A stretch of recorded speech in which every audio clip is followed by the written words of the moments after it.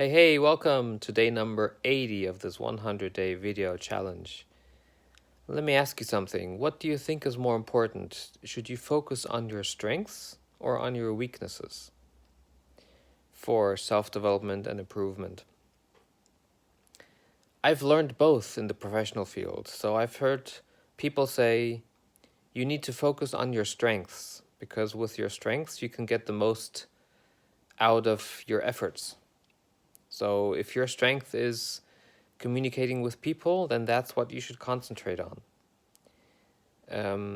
If your strength is selling, then of course that's what you should do.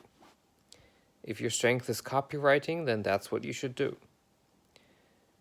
And then I've heard other people say, no, forget that. That's you should focus on your weaknesses.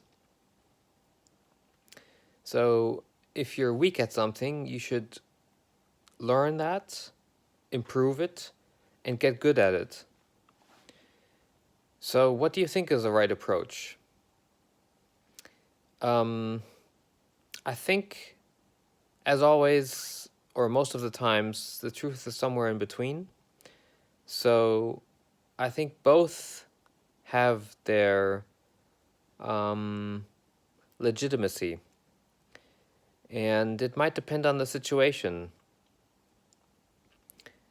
So, for example, I think if you start something new, start a new business, then focusing on your strength, what you can do good, is what gets you what gets the business going, right? What gets you the first revenue stream. So I think in that sense, yes, you should focus on your strengths. What can you do good and make that, turn that into a revenue stream.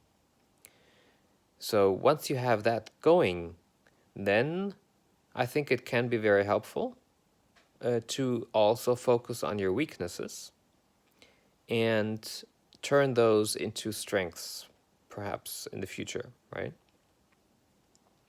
So I know one coach of mine, his biggest weakness in the past was marketing and sales when he was younger. And instead of focusing on his strengths, that's what he focused on, to turn those weak spots of him into strengths. And he's mastered that incredibly. So today, those are his strengths. So that's what he's known for, right? But he said at the beginning, those were his two weak spots. So yeah, I think you have to find the right way for yourself. And both have a legitimate reason. Both theories have a legitimate reason to be there. So first evaluate your situation, and then decide where you want to focus on first. I think it's always a question of where am I in the timeline. So that's the thought for today.